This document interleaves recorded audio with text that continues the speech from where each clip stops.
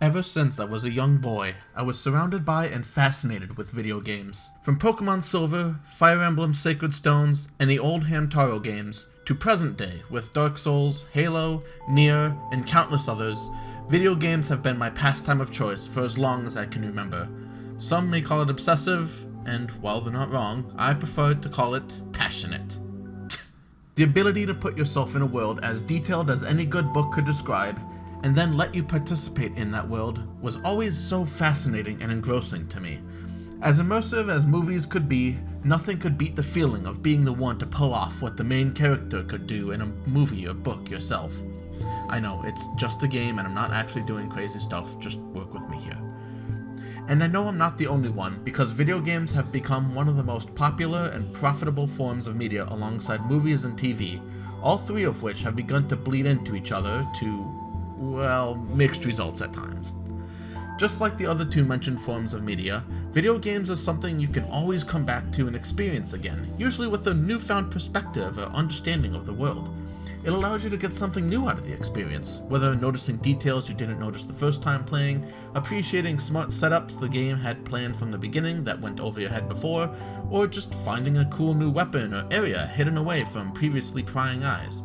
Replayability and its connections to a game's storytelling is a powerful tool in a game's longevity, and while it may come in different forms, almost every game has some aspect of it. But even with those aspects of replayability built into a game, it's hard to know whether or not you've missed something at all, whether it be something small like a little lore bit or a whole section or perspective to the game. Thankfully, games usually help out with that using a relatively unknown tool called achievements.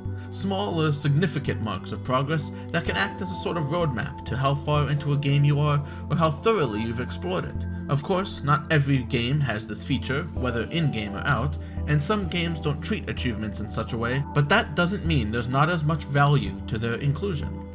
Achievements and in-game challenges have become a pretty sizable facet of many gamers' routines, with some, like myself, trying their best to achieve full completion of a game, conquering every single challenge the game provides in each and every form it takes.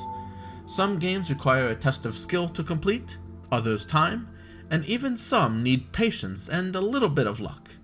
Yet, even if you are willing to throw yourself at a challenge, sometimes the issue is simply not knowing what to expect, how to prepare, or where to even begin.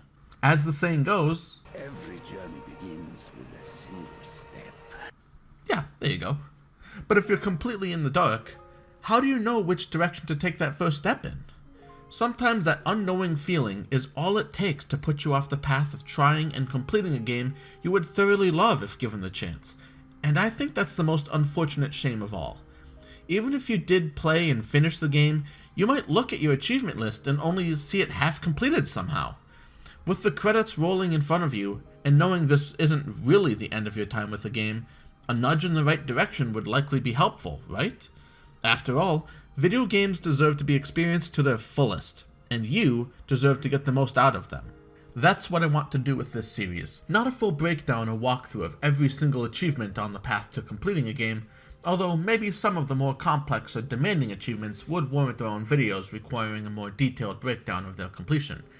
Instead, I want to try and break down a game into the core parts that require its completion, including, but not limited to, achievements found on Xbox, PlayStation, PC, etc., in-game achievements or challenges, if they differ from the external achievement list, and covering the optional content that might offer little in terms of reward, aside from bragging rights at the very least. I will try and cover absolutely everything I can that would fit into these categories, but I want to add a quick disclaimer. As much as I would like to say I'm pretty good at games, I'm nowhere near perfect or even good at all of them. There are going to be many times where I just have to crumble and take an ego hit for not being able to get to everything. Hell, I wasn't able to beat the main campaign of Halo Wars 1 and 2 on Legendary difficulty without using all of the buff skulls. Still, I hope that my attempts will at least help shine some light on what one can expect if attempting this challenge for themselves, even if I'm nowhere near a pro at certain types of games. I'll try to keep my knowledge and experience in check and context during these situations, so you don't hear my advice or personal experience in a game and think I'm extraordinarily qualified or know absolutely everything to know about a game, because I likely don't, and probably never will. So, here's how my general formula and criteria for these games will usually go. First is a game breakdown, basically describing the game as if you were a new player and didn't know what to expect. What kind of game is it? How complex are the controls?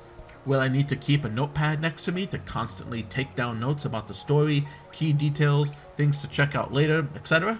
I'll probably touch on the story in general as well, just to give you a tasteful hint as to what you're going to experience. Second is an achievement breakdown, listing how many achievements exist in the game and placing all of the achievements into succinct categories, such as story or unmissable achievements, side quests, secret or optional bosses, multiple endings, completionist or collection based, optional modes, etc. These will, of course, likely vary from game to game. Third is a step-by-step, going from category to category, describing the achievements in the category, usually in a general term, and any standouts in each category that either require much more effort than their fellow category peers, or just didn't quite fit into any category. Some categories will need a lot more focus, while others, like story achievements, will require very little.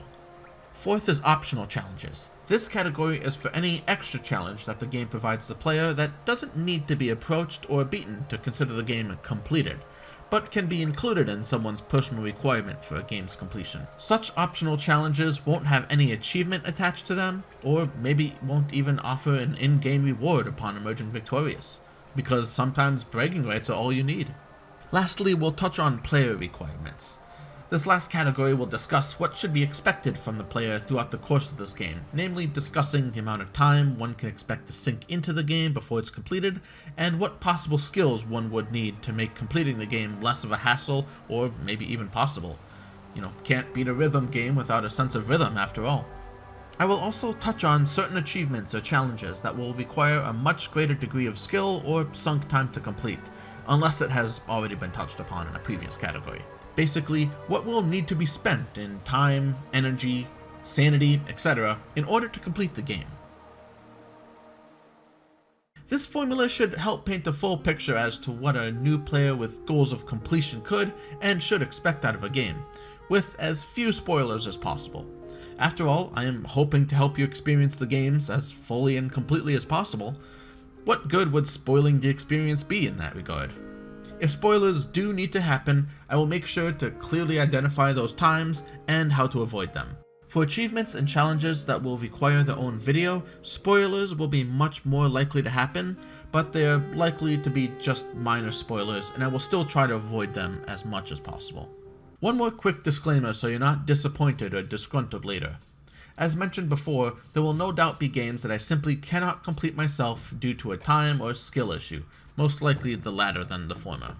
There are also games I will choose not to fully complete myself for possibly arbitrary reasons, such as a boring tedium or things like achievements being tied to multiplayer specific modes. Not because I don't have friends who would want to help, although sometimes I don't, I can't force people to play certain games, but I simply despise having to complete achievements for certain segments of a game, like competitive multiplayer modes.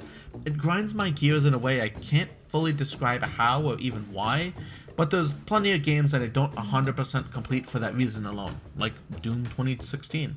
I apologize if that bothers you, but unless I get a dedicated partner who will help complete those with me, or if the achievements are pretty easy to complete anyway, I probably won't give them a shot for now. It doesn't mean I won't mention them at all in my breakdown, of course, but there will likely be a lack of first-hand knowledge about how easy or hard the achievement is to complete, and will likely be based much more on speculation, unless research into the experience of others is fruitful enough that I can get a full picture and pass it on to you.